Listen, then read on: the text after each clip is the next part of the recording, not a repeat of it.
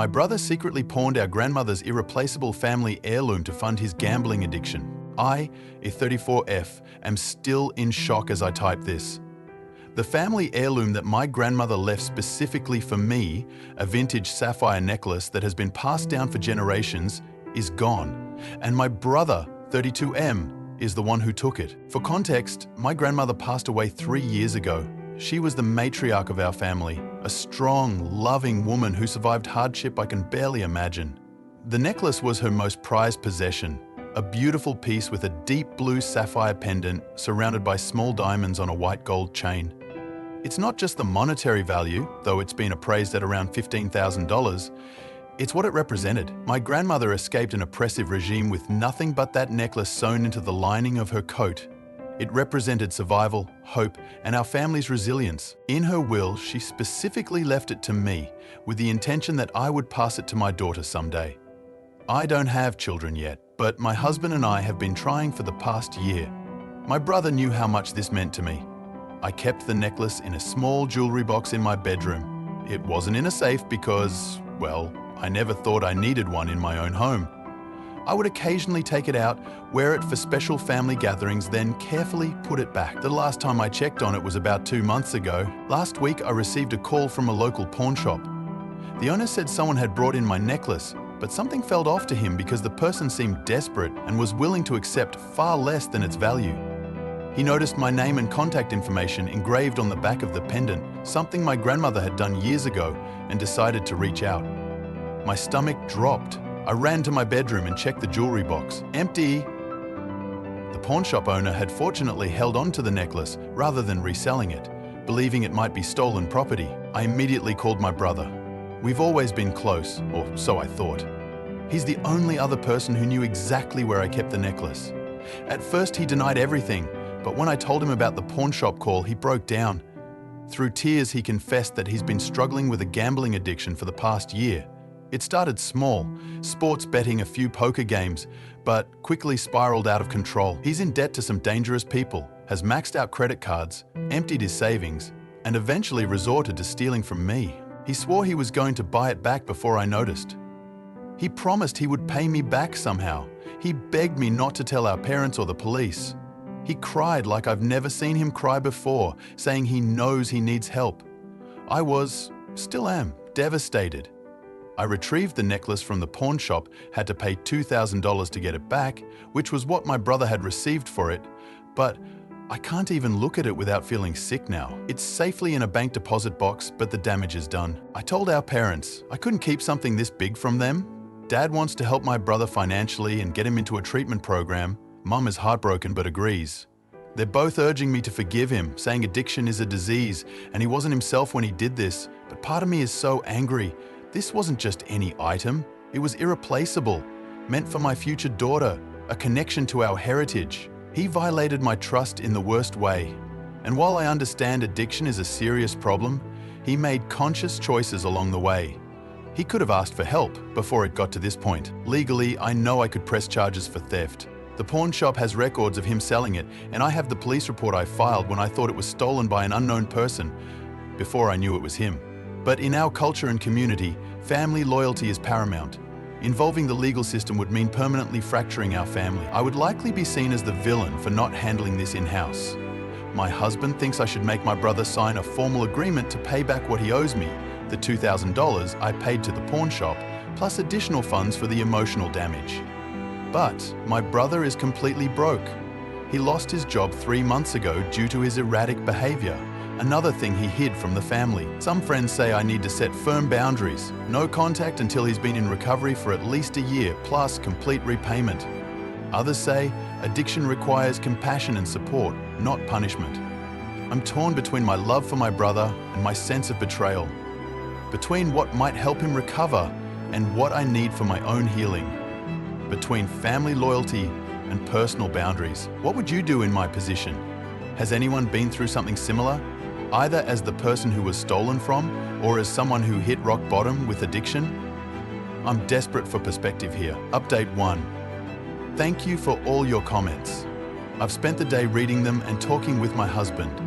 My brother called me crying again, saying he's checked himself into an outpatient program and wants to meet to apologize properly. I'm going to see him tomorrow with my husband present. I'll update again after that. Update 2. The meeting with my brother was intense. I brought my husband as support and we met at a neutral coffee shop. My brother looked terrible. He's lost weight, has dark circles under his eyes, and his hands were shaking.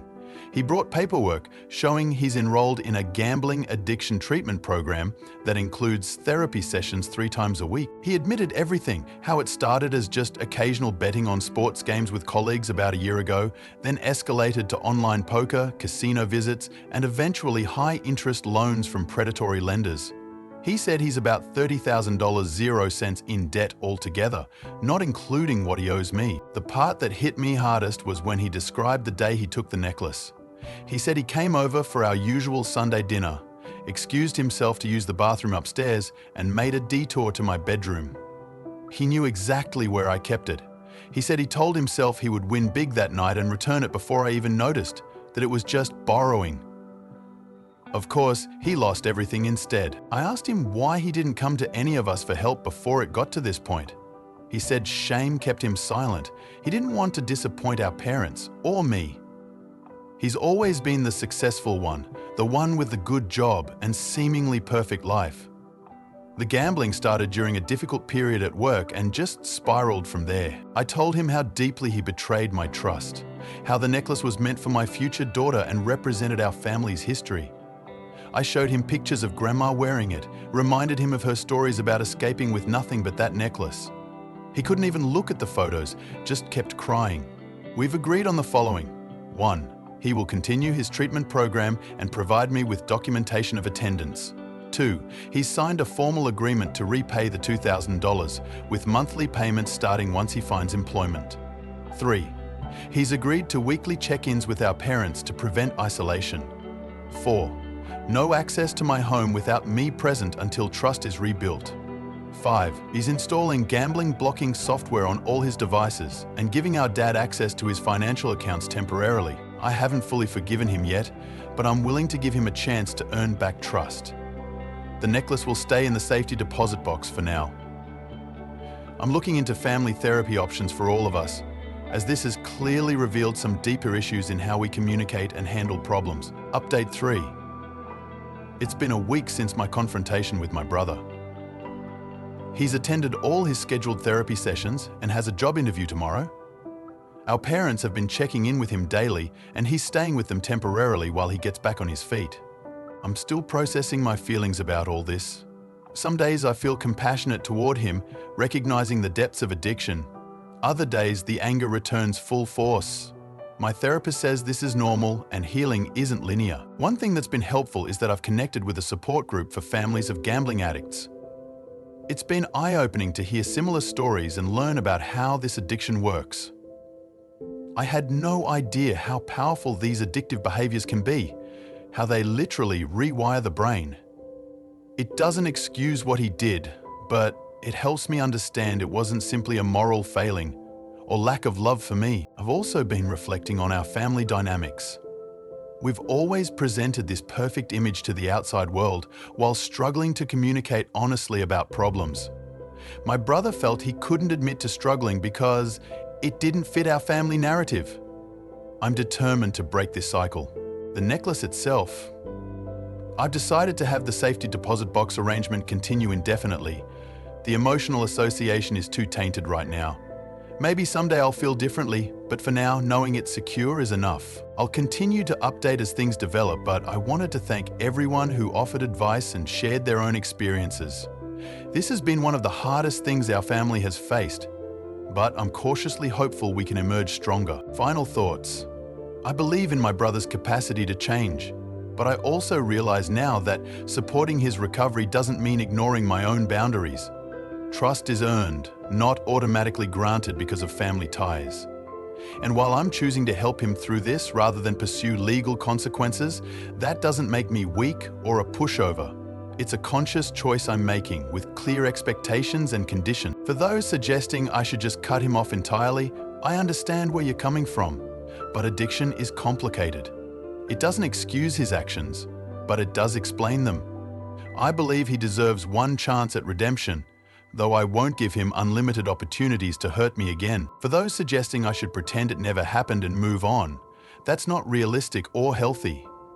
Real forgiveness, if it comes, will take time and visible change on his part. I'm taking things one day at a time. The necklace is safe, my brother is getting help, and I'm learning to prioritize my own healing in this process too. Thank you, Reddit, for being a place where I could share this painful story and get such thoughtful responses.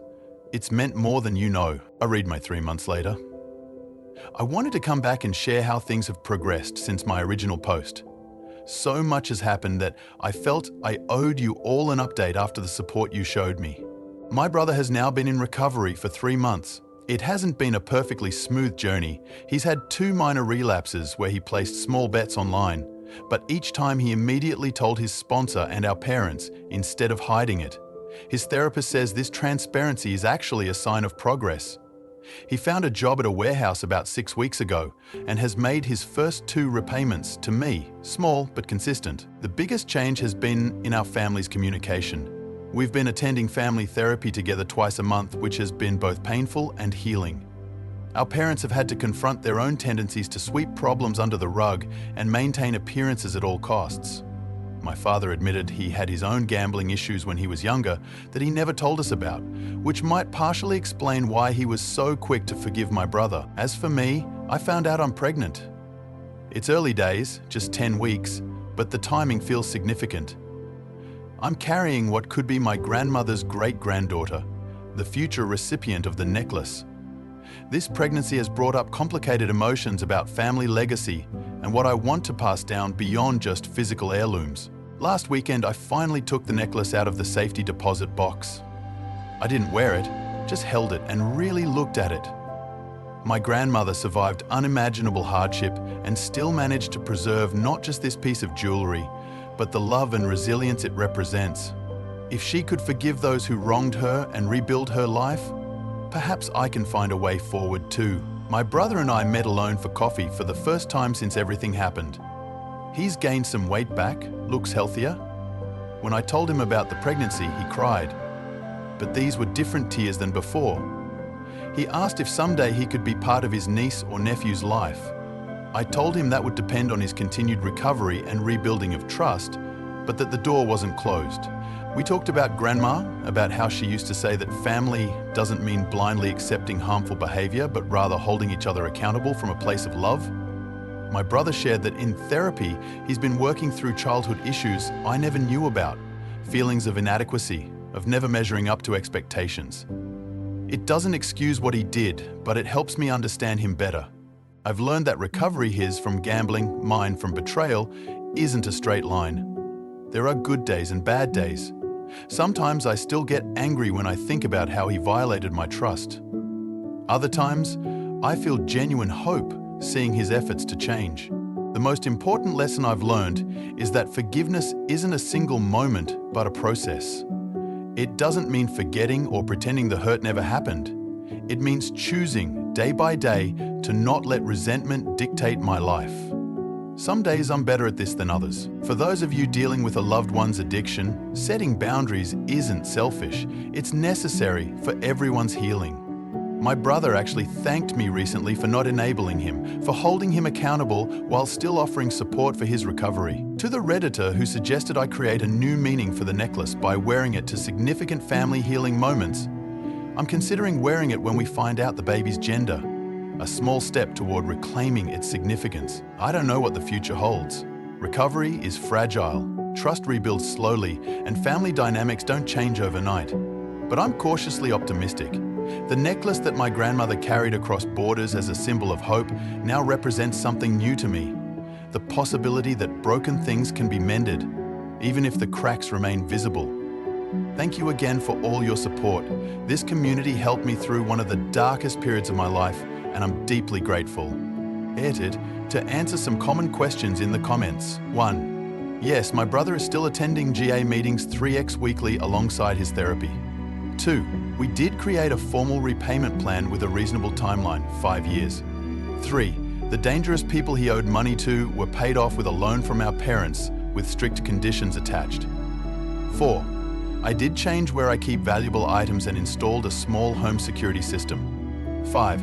For those asking about my grandmother's story, maybe someday I'll share the full version, but it's still too personal right now. Edit. Thank you all for the overwhelming support and advice. I didn't expect this post to blow up like it did. I've been reading through all your comments and appreciate the different perspectives. I've decided to set up a meeting with my brother and parents tomorrow to discuss a formal repayment plan and treatment options. I'll update when I have more news. Your brother stole your grandmother's heirloom for gambling debts? That's not just addiction, it's a cold-blooded choice. Press charges, the pawn shop records are ironclad. My uncle pulled this and we let it slide. He never stopped.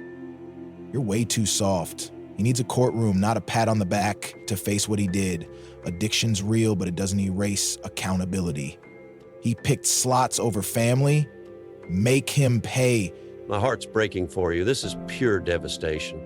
Addiction's a beast, and your brother's caught in its jaws. You're incredible for not turning your back on him despite the pain. My friend lost herself to drugs, and I stuck by her. Don't let the haters shame you for choosing love over vengeance. You're a rock, and he's lucky you're still there, even if he's too far gone to see it. Cut him off, period. He's 32, not a kid. He sold your legacy for a poker game. Addiction's no excuse. My cousin did this, and we kept saving him. He's still a wreck.